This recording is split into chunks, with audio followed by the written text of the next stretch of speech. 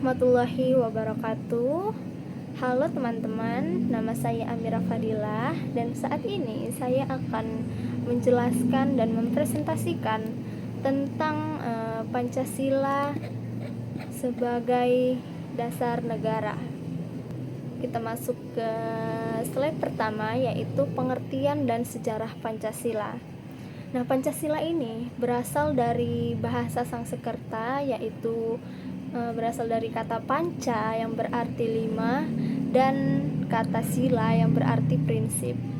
Dan jika digabung, Pancasila berarti 5 prinsip atau 5 dasar.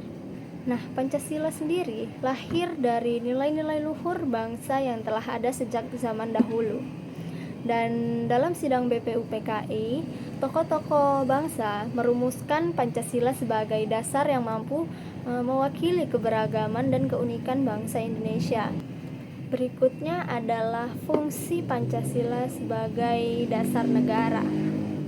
Yang pertama adalah sebagai dasar hukum tertinggi yang menjadi pedoman dalam pembuatan peraturan perundang-undangan. Yang kedua adalah sebagai pedoman dalam penyelenggaraan pemerintahan agar sesuai dengan nilai-nilai kebangsaan. Yang ketiga adalah sebagai pemersatu bangsa yang memiliki keberagaman suku, budaya, dan agama. Dan yang terakhir adalah sebagai sumber dari segala sumber hukum di Indonesia yang memastikan keadilan dan ketertiban dalam masyarakat.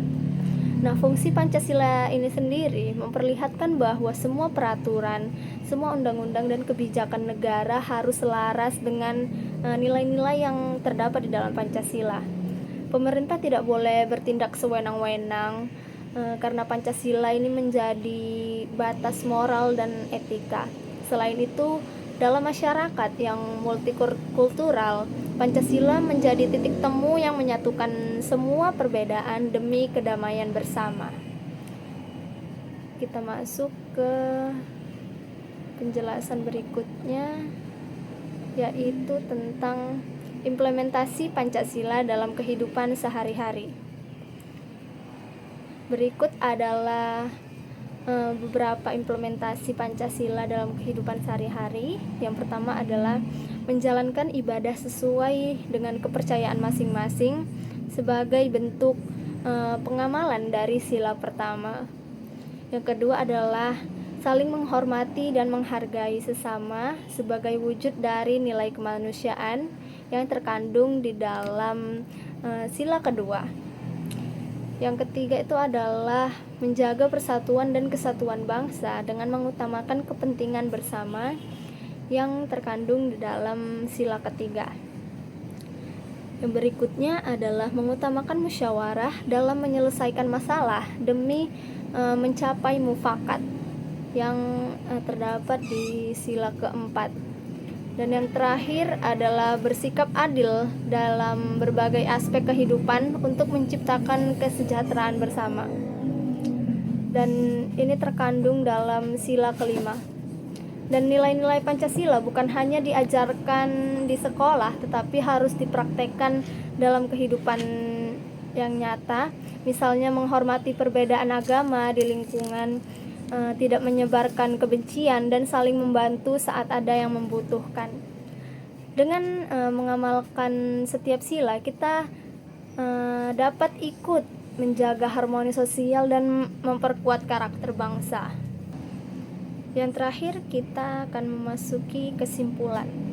Pancasila merupakan dasar negara dan ideologi bangsa yang menjadi pedoman dalam kehidupan berbangsa dan bernegara.